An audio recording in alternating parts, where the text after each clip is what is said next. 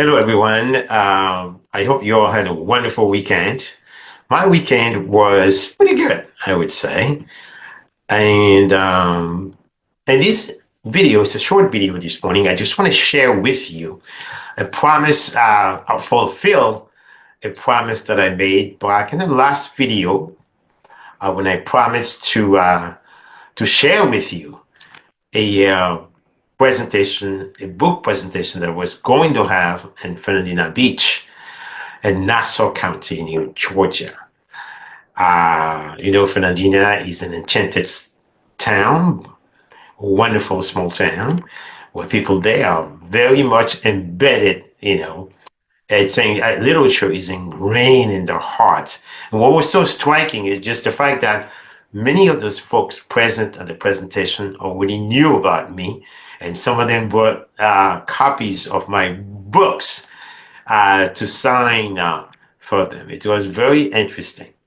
So I was in a panel of three authors. It was Dr. Beverly Davis, who was from that area, and whose writing also reflects the history of beautiful Amelia Island and those at the first coast of Florida, with its wonderful literature and cuisines also. And also with Tara Lane, award-winning author. So I was in the middle of two wonderful authors. And I spoke about, of course, my books, and most importantly, the second edition of Midnight at Noon. It was a very interesting meet with readers. And after the presentation, they asked questions, and we all had to answer. And of course, I signed copies of not just Midnight at Noon, but also the Bittersweet Duo, Bittersweet Memories of Last Spring, and Last Spring was Bittersweet. So without further ado, so let's enjoy the moment that I spent in Fernandina with wonderful readers and writers. Let's get started. And we're so excited to have our panelists here today. I'll try to keep the mic in front of my mouth. So I'm going to introduce myself. I don't think I did that, did I? All right. I'm the group leader for the Amelia Island Writers, and I have the Not series, and I was just explaining it to one of you out there. It's contemporary women's fiction splattered with romance, and you can get them downstairs. And also Discover Gold, Achieve Happiness, and Reach for Dreams in Your Life Next Chapter. And that's for people in transition. But this is not about me. This is about them. Sitting right next to me is Lynn Masih. She is a National Jewish Book Award finalist for her book. My real name is Hannah. I read it this weekend. It is excellent. And I will talk about why it's excellent later, but it's excellent. It's set in World War II in Ukraine. Tara founded the best small fiction series and recently published How We Disappear, novella and stories. And you want to hold that one up for us? She is of East Indian European descent, and she lives in St. Augustine. Wow. And she drove all the way up here today to see us. Next to her is Dr. Ardain Isma. He's a master storyteller, crafts a narrative that resonates with finesse, elegance, and vivid imagery. His acclaimed works include Midnight at Noon. Do you have that in front of you? And Bittersweet Memories of Last Spring. He teaches Introduction to Research Methods at Embry-Riddle University. He is the chief editor for CSMS Magazine, principal medium of the Center of Strategic and Multicultural Studies. So thank you for coming. On the end, we have Dr. Beverly Davis. She is one of 3 women who own properties at American Beach on Amelia Island that has resulted in a book that came out last year, Life on American Beach, Voices from Within. You want to hold that one up? It's a beautiful cover.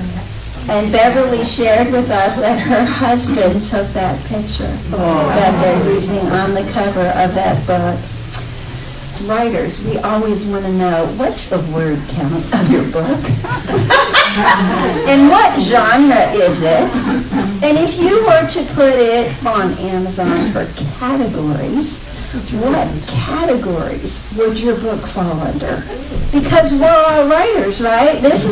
We don't know. I mean, we struggle with it. Dr. Isma, you're next. Well, that's a very tough question. I don't know how I can answer that. I can do, from an editor's perspective, word count will truly matter. Even if you write a very small story, like probably a couple pages or something, it has to be edited, so it's important.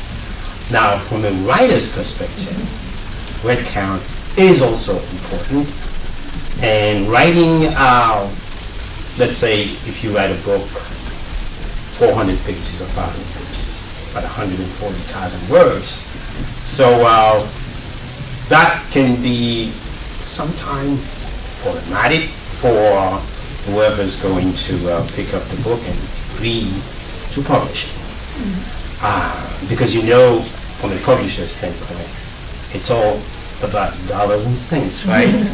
So to publish a book about 50,000 words, so it would require probably for printing now, since we're talking about print on POD type book, could be maybe $7 a print or something. So that's important. But for me, what is strategically important to me is not the word count, it's a story behind or between the covers of the book. I know they say that when you write chapters of the book, a chapter is supposed to be, conventionally speaking, maybe 7 pages per chapter. Whereas Publisher Weekly says it doesn't matter how many pages that you can find in a chapter as long as the story is good and the story keeps you going. So, so do you follow trends that are happening? No? No. As I write from the soul, if I don't believe in something, I don't even write about it. In fact, also, have you ever heard of such a thing that characters speak to you? Mm-hmm. People would take that you're crazy, but every day you wake up, they speak to you. You can start a story, and when you get to the end of the first chapter, say, well, I know exactly where I'm going to pick up the next morning, right? Okay, when you wake up in the morning, so you find out one of the characters says, no, this is not going to happen this morning. So you have to follow it. It sounds crazy, but if you're a novelist, okay, novelistic prose sometimes can take a course of its own.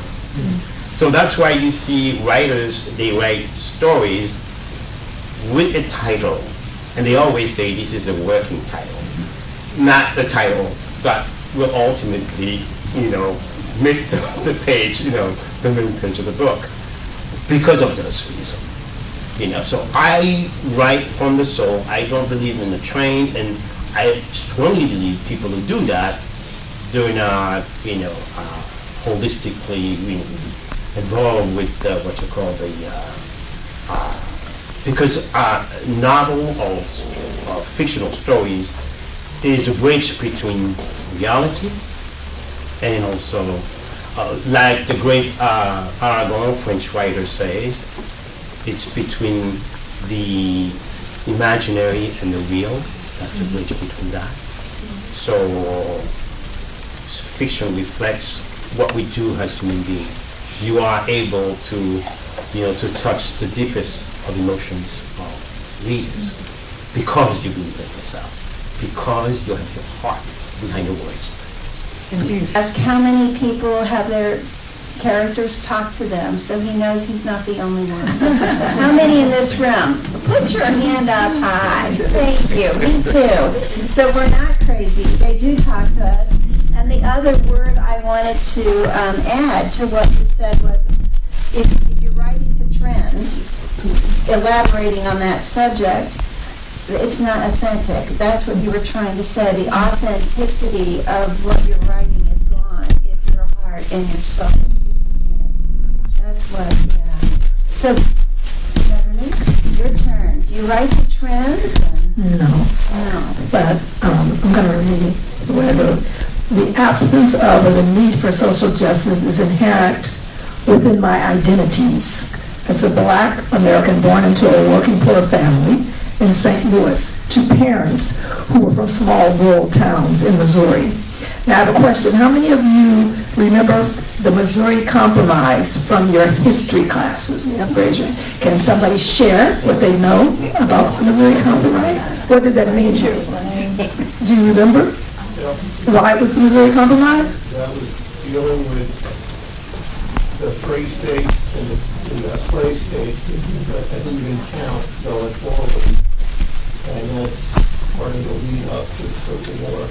Right. Missouri could only get statehood if it entered as a slave state. So it was called the Missouri Compromise.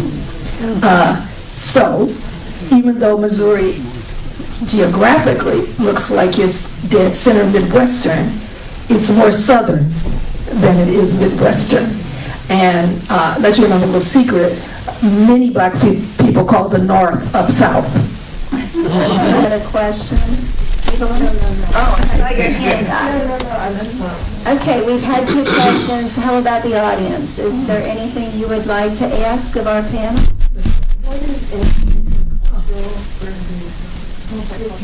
What is the difference between intercultural and multicultural? Well, there's a debate. I went with intercultural because I like the idea that we're all intertwined. Multi, to me, sort of meant that you're separated. You're, 1, 2, 3, 4, but we're more intertwined.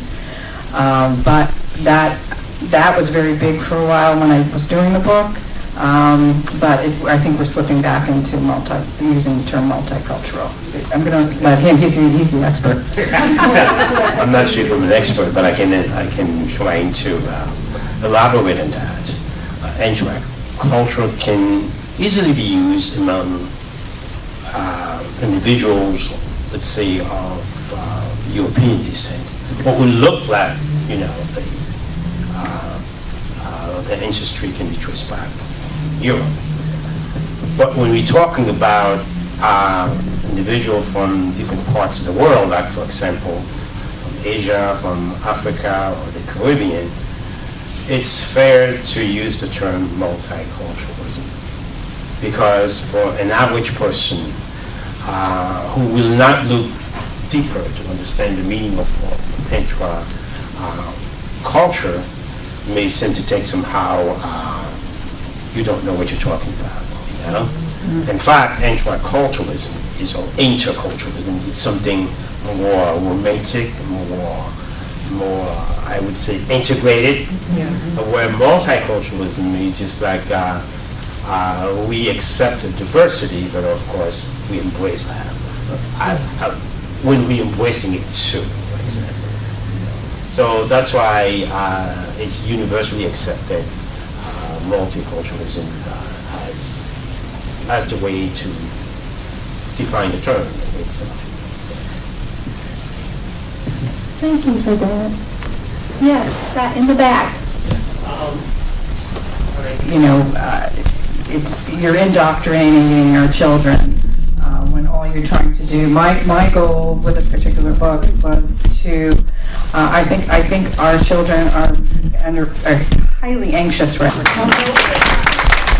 It's so funny that you say that. I belong to a book club in Flagler County, Palm Coast.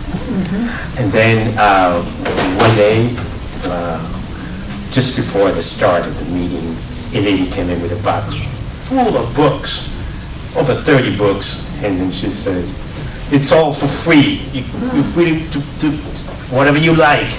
And I just said, why did you do that? These are all books that have just been banned. So, I said, all that many? And they say, yes. It sounds a little bit funny, but it's tragic, because when it comes to education, I think children, they represent the future of our country. They need to know the history, the truth. If we don't know the past, our past, how can we build a bright, cohesive future? The 20, today's the 26th, I don't know. No, I'm sorry, 25th. 25th. Thank you. I enjoyed. I really enjoyed it. Wrong place. She's over there signing. That's all right. Oh, thank you so much. Two names. Just sign, or do you want it to you? Definitely not Catholic. How you been doing? I haven't made it to the group. Back one of these. Oh, I will. I just need to. I need to get further along. I'm sorry. So They're that supposed to have. Kim, she was here so much. Officially ran out. She is Thank not. you so much. Well, good luck. And it's interesting that you communicate with the people on Goodreads. I just decided today. To read, to find suggestions, but I don't I always appreciate you coming. and I think my voice, I don't know. No, I do it on the reviews. I like a book, I go and I look at the reviews to see who agrees with me, who said, let's agree with them, and then I friend I them. don't know very much Or I about comment, Well, you were against some of them don't someone, want what you you to rated. comment on if you've got a friend. But you can start a dialogue Thank that you. way. Thank you so much. You have to. Good to know. As long as you But that's what we are as writers, so That's exactly we have to write stories.